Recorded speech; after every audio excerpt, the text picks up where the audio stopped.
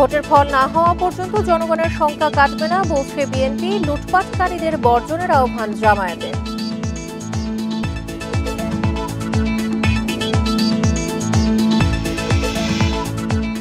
ডাকসু ভোটের প্রচার আর 2 দিন, প্রার্থীদের পদচারণায় মুখরিত ক্যাম্পাস। সাইবার আক্রমণের পাল্টাপাল্টি অভিযোগ।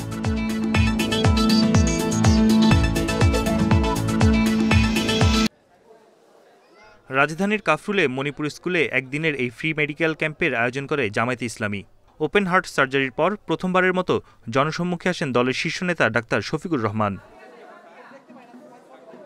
সোহরাওয়ার্দী উদ্যানের সমাবেশে অসুস্থতা ও চিকিৎসার কথা তুলে ধরে জামায়াতের আমির বলেন, টাকা থাকলেই বিদেশি চিকিৎসা নেওয়ার মনোভাব থেকে সরে আসতে হবে।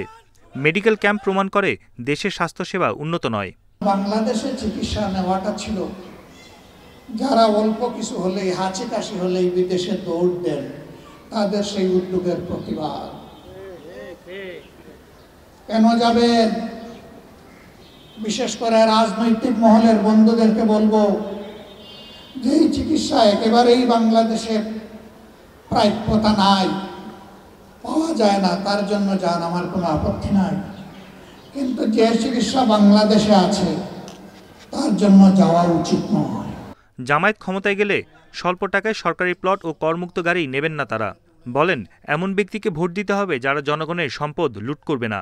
জামায়াত ক্ষমতায় গেলে আমানতের খেয়ানত করবে না।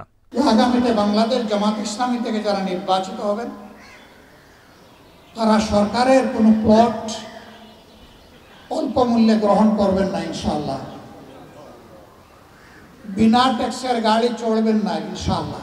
4 দলীয় সরকারে 2001 থেকে 6 মন্ত্রী ছিলেন ভাই, বাংলাদেশের সবাই সাক্ষ্য দেয় তারা শতভাগ সৎ ছিলেন, স্মার্ট ছিলেন, দক্ষ ছিলেন। আগামী নির্বাচনে সঠিক প্রার্থীকে ভোট দেওয়ার আহ্বান জানান জামায়াতের আমির। বন ইবনে কামাল, ইন্ডিপেন্ডেন্ট নিউজ, ঢাকা। ডাকসু নির্বাচনের প্রচারের বাকি আর 2 দিন। শেষ মুহূর্তের প্রচারণায় মুখর ঢাকা বিশ্ববিদ্যালয় ক্যাম্পাস। ছুটির দিনেও ক্যাম্পাস ও হল ঘুরে ঘুরে শিক্ষার্থীদের হাতে লিফলেট বিতরণ করেন প্রার্থীরা। এদিকে সাইবার আক্রমণের পাল্টাপাল্টি অভিযোগ করেছে ছাত্রদল ও ছাত্র শিবির। এক্ষেত্রে ব্যবস্থা নিতে বিশ্ববিদ্যালয় কর্তৃপক্ষ ব্যর্থ বলেও অভিযোগ উঠেছে। শিক্ষার্থীদের মন জয়ে হলে হলে ছুটছেন ডাকসু নির্বাচনের প্রার্থীরা। ছুটির দিনেও থেমে নেই প্রচারণা।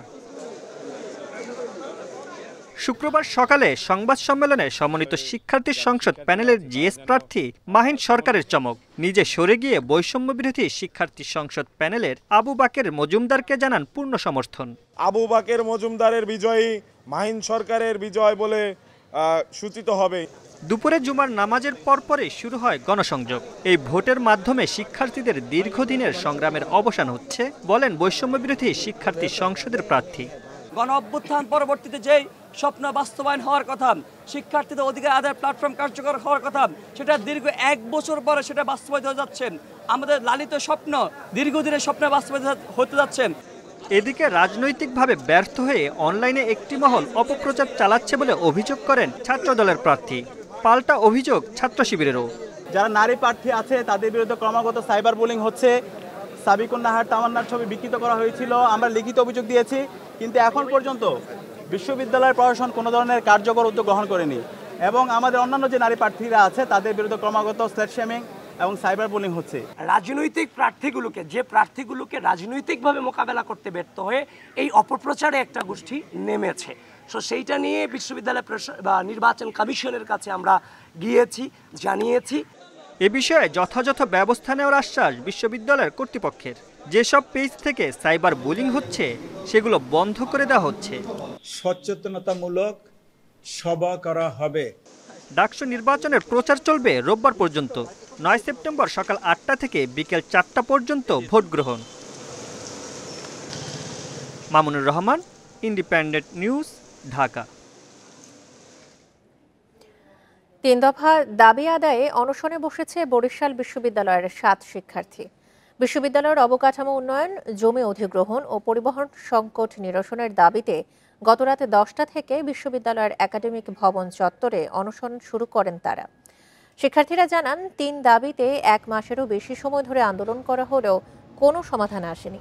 এর মধ্যে কয়েকদিন আগে উপাচার্যের আশ্বাসে আন্দোলন স্থগিত করা হলেও ইউজিসি বা শিক্ষা মন্ত্রণালয়ের পক্ষ থেকে কোনো পদক্ষেপ না আসায় শিক্ষার্থীরা আবারও আন্দোলনে নামেন। দাবি আদায় না হওয়া পর্যন্ত অনশন চালিয়ে যাবেন বলেও জানান তারা। এদিকে বিশ্ববিদ্যালয়ের পক্ষ থেকে দাবি পূরণের সর্বোচ্চ চেষ্টা চলছে উল্লেখ করে আন্দোলন থেকে সরে আসার আহ্বান উপাচার্যের। এই জনভোগান্তির কথা মাথায় রেখে আমরা আমাদের যে রোড ব্লকেট কর্মসূচি থেকে সরে এসেছি। আমরা আমাদের বিশ্ববিদ্যালয়ের অভ্যন্তরে আমরা আমাদের অনশন কর্মসূচিতে আমরা নেমেছি। 1 মাসের বেশি আন্দোলন হওয়ার পরেও সরকারের টনক নড়ছে না, তো তখন আসলে আমরা ঠিক করলাম আমরা অনশনে যাব, এবং অনশন হচ্ছে একটা আন্দোলনের একদম সর্বশেষ পর্যায়ে। অবকাঠামোর যে দাবি আছে এটা আমাদের পিডি নিয়োগ মোটামুটি হয়ে গেছে, খুব শীঘ্রই কাজ দৃশ্যমান হবে। আর বাসের ব্যাপারে, পরিবহনের ব্যাপারে বলবো যে একটা পরিবহন অলরেডি আমাদের পরিবহন পুলে সংযুক্ত হয়েছে।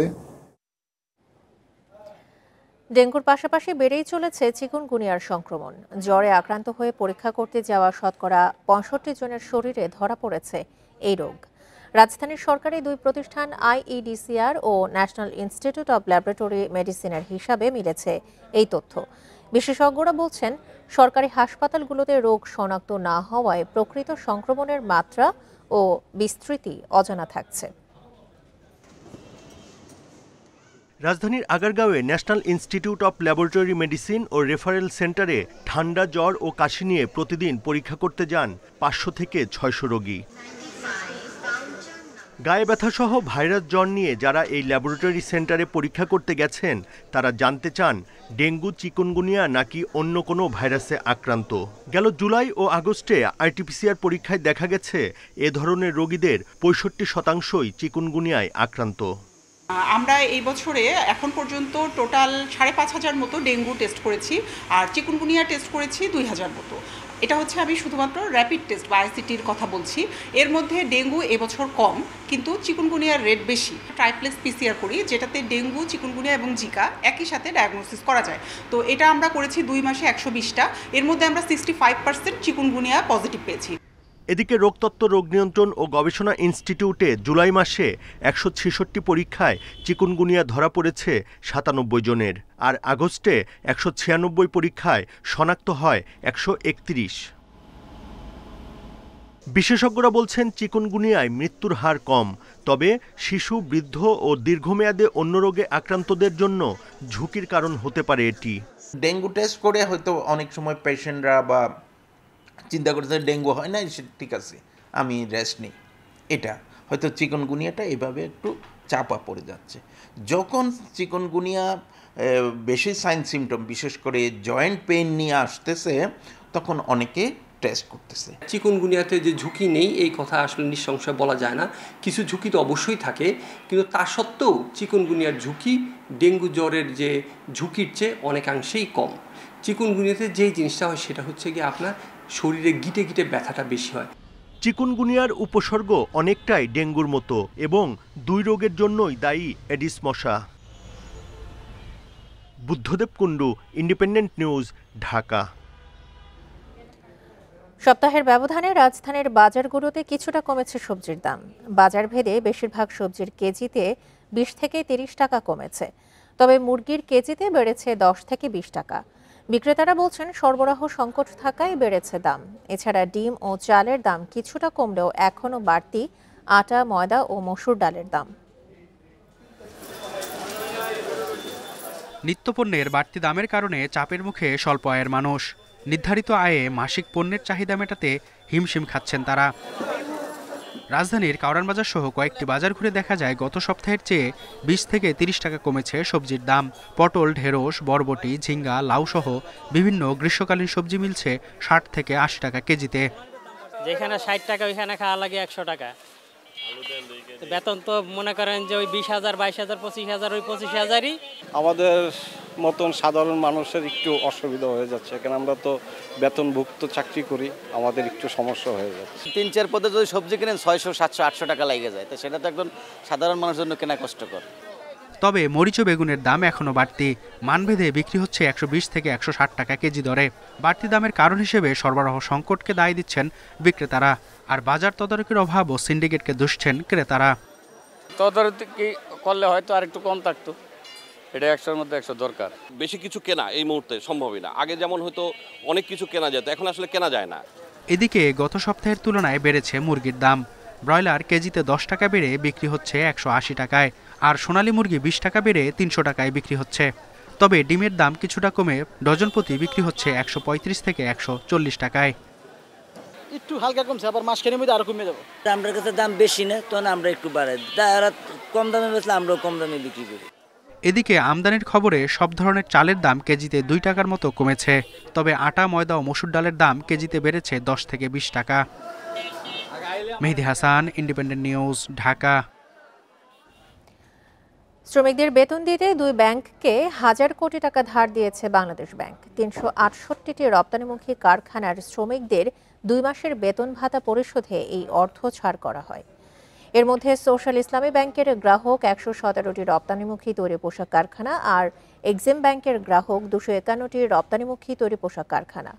জানা যায়, ব্যাংক দুটির তৈরি পোশাক খাতের এসব গ্রাহকের রপ্তানি আয় দেশে এলেও তারল্য সংকটের কারণে সেই অর্থ রপ্তানিকারকদের পরিশোধ করতে পারছিল না। এমনকি ব্যাংকগুলো নতুন ঋণপত্র খুলতেও ব্যর্থ হচ্ছে। এতে তৈরি পোশাক প্রতিষ্ঠানগুলো আর্থিক ক্ষতির সম্মুখীন হচ্ছিল। শ্রমিকদের বেতন ভাতা পরিশোধ করতে পারছিল না। এই প্রেক্ষাপটে গত 26শে অগস্ট বিজিএমইএ এর পক্ষ থেকে গভর্নরের কাছে অচলাবস্থা নিরসনের অনুরোধ জানান। তারপরই ব্যাংক দুটোকে অর্থ সহায়তা দেওয়ার উদ্যোগ নেয় কেন্দ্রীয় ব্যাংক। কাকরাইলে জাতীয় পার্টির কার্যালয়ে আবারও ভাঙচুর ও আগুনের ঘটনা ঘটেছে জানাচ্ছিলেন শিকদার মেহেদি হাসান। আর এই ছিল সংবাদ সন্ধ্যায়। ধন্যবাদ সবাইকে।